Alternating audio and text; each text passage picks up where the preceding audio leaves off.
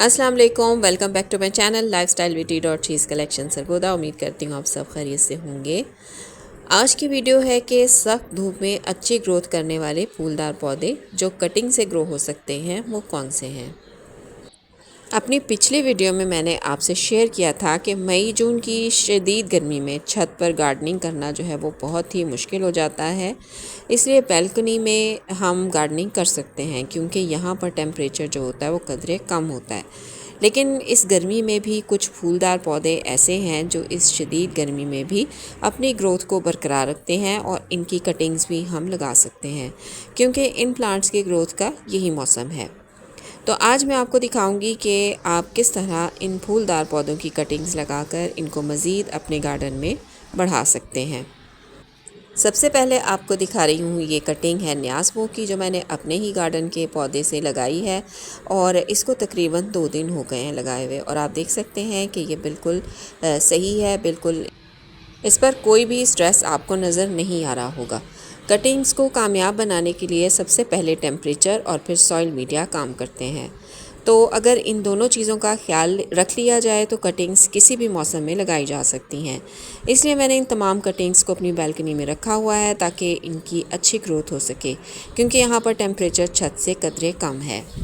Soil media वही है, कोई ख़ास नहीं है। रेत में मैंने इनको लगाया है क्योंकि रेत में कोई न्यूट्रिएंट नहीं होता और ये बहुत ही पोरस होती है। इसमें जड़ें बहुत अच्छी तरीके से फैलती हैं। ज़्यादा देर तक ये नम रहती है। पानी इसके अंदर जो है वो ज़्यादा देर तक खड़ा नहीं रहता, जल्दी से ड्रेन आउट हो जाता है और जो रेत है वो ठंडी भी रहती है। इस वजह से जो कटिंग्स हैं ना वो बहुत अच्छी चलती हैं रेत के अंदर। दूसरा जो फूलदार पौधा है वो है सदाबहार का। सदाबहार का जो पौधा है इसको कटिंग से बड़ी आसानी से हम लगा सकते हैं। वैसे इनके बीज भी गिरते रहते हैं, उनसे भी नए नए पौधे जो हैं वो निकलते रहते हैं। और अगला जो पौधा है ये है गुले दाऊदी का। यहाँ पर मैंने उसकी कटिंग्स भी लगाई हुई है, बिल्कुल टिप से उसको काट कर मैंने ये कटिंग लगाई है और ये कटिंग भी मैंने 2 दिन पहले ही लगाई थी और इनको मैंने यहाँ पर टेरेस पर रखा हुआ है अपने। इसके अलावा ये देखें मैंने और कटिंग्स जो लगाई हैं न्याज़वो की, काफ़ी सारी कटिंग्स हैं वो इस पॉट के अंदर लगाई हुई हैं। तो इसी तरह आप काफ़ी सारी जो है कटिंग्स इकट्ठे इकट्ठे लगा सकते हैं। यहाँ पर आप देख रहे हैं ये मोतिया की कटिंग मैंने लगाई थी जिसको मैंने पॉट लेयर किया था।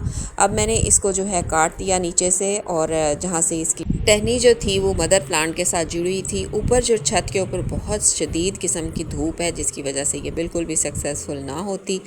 बार बार मेरी कैट्स गिरा देती थी इसको, इसलिए मैं इसको जो है ना काट कर नीचे ले आई हूँ। देखते हैं इसका हमें क्या रिज़ल्ट मिलता है। अगला जो प्लांट है वो है डबल जो मोतिया होता है उसका। आज मैं उसकी कटिंग लेके आई हूँ। ये मेरे गार्डन में जहाँ पर मैं वॉक करने जाती हूँ वहाँ पर लगा हुआ है पौधा, ये मैं वहाँ से लेके आई थी। इसके अलावा ये टमाटर के कुछ पब्स हैं जो निकलते हैं साइडों से, जो उसके सक्कर्स निकलते हैं सॉरी, और कुछ मिर्च के पौधे की ऊपर से टिप्स काट कर मैंने यहाँ पर लगाई हुई हैं। तो एक ही पॉट के अंदर आप देख सकते हैं कि काफ़ी सारी कटिंग्स लगी हुई हैं। इसी तरह इकट्ठे इकट्ठे इनको लगाते हैं तो ज़्यादा अच्छा हमें इसका रिज़ल्ट मिलता है। एक कनेर की कटिंग भी मैंने इसके अंदर जो है वो इसके साथ लगाई हुई है। यहाँ पर आप देख सकते हैं कि मैंने एक बॉक्स के अंदर ही इसको रखा हुआ है ताकि इसका टेम्परेचर मेंटेन रहे। यहाँ पर मैं आपको दिखा रही हूँ ये है हिबिस्कस की एक कटिंग। ये मेरे गार्डन में ही लगा हुआ पौधा है। ये भी टूट गया था, इसकी एक साइड टूट गई थी इसकी टहनी ये वाली, इसको भी मैंने यहाँ पर कटिंग के तौर पर लगा दिया है। बहुत ही अच्छा पौधा है हिबिस्कस का, अच्छे से कटिंग भी लग जाती है जल्दी से। यहाँ पर गिलोय की कटिंग्स मैंने लगाई हुई है थोड़ी सी, 2 कटिंग्स को मैंने इकट्ठा ही लगा दिया था। यहाँ पर पानी के अंदर भी मैंने लगाई हुई है। ये क्लिप मैं नहीं बना सकी, पानी के अंदर मैंने सदाबहार की और काफ़ी सारी और कटिंग्स भी लगाई हुई हैं। इसके अलावा अगला जो पौधा है वो मैं आपको दिखा रही हूँ, स्वीट पोटैटो वाइन का पौधा है। ये मैंने इसकी टिप्स काट कर पानी के अंदर लगाई हुई हैं और इसके साथ मैंने रखा हुआ इसके अंदर डाली हुई हैं मॉस रोज़ की कटिंग्स। मैं चाह रही थी कि मैं देखूं कि पानी के अंदर इसकी कैसी ग्रोथ होती है। तो आजकल जो है ना पौधे ज़्यादा से ज़्यादा मल्टीप्लाई करने के लिए आपको पानी जो है बहुत ज़्यादा अहमियत है उसकी, और अगर पानी में लगाएंगे तो जल्दी से रूटिंग जो है वो ना स्टार्ट हो जाएगी क्योंकि पानी की ही कमी होती है गर्मी के अंदर कटिंग्स को। तो जो कटिंग्स आपने लगाई हुई हैं उनका भी आपने बहुत ज़्यादा ध्यान रखना है पानी का। पानी इसके अंदर जो है वो बिल्कुल कम नहीं होना चाहिए, मिट्टी हर वक्त नम ही रहनी चाहिए। अगली ये है एक वाइन, एलमेंडा वाइन। इसको मैं पॉट लेयरिंग से ही प्रोपेगेट करती हूँ। गर्मियों में ग्रोथ करने वाली वाइन है। गुच्छों में इस पर फूल आते हैं और इसको आप बड़ी ही आसानी से प्रोपेगेट कर सकते हैं। आप देख सकते हैं कि काफ़ी सारी इसकी ब्रांचेज जो हैं वो निकल रही हैं। गर्मियों में बहुत तेज़ी से इसकी ग्रोथ होती है। सर्दियों में जो है इसकी ग्रोथ बिल्कुल रुक जाती है, बिल्कुल पत्ते गिर जाते हैं इसके, सिर्फ जड़ बाकी रहती है। टहनियाँ भी इसकी बिल्कुल ख़त्म हो जाती हैं। जैसे ही गर्मी आती है दोबारा से इसकी जो है वो ग्रोथ होना जो है वो शुरू हो जाती है। जहाँ पर इसकी आपको ये गांठ नज़र आ रही, बिल्कुल यहाँ से आपने इसको दबा देना है मट्टी के अंदर या रेत के अंदर। इसी तरह से पॉट लेयर करके इसको आप जो है ना 2 से 3 दिन के अंदर अंदर ही इसकी जो है ना जड़ें बनना शुरू हो जाती हैं। अब अगर आप इसको निकाल के देखेंगे ना, जहाँ पर भी आपने इसको दबाया होगा वहाँ से आपको खुद पता चल जाएगा कि किस तरह से जड़ें जो हैं वो जल्दी से इसकी बन गई हैं। तो बहुत ही तेज़ी से ग्रोथ करने वाला पौधा है ये एलमेंडा वाइन का पौधा।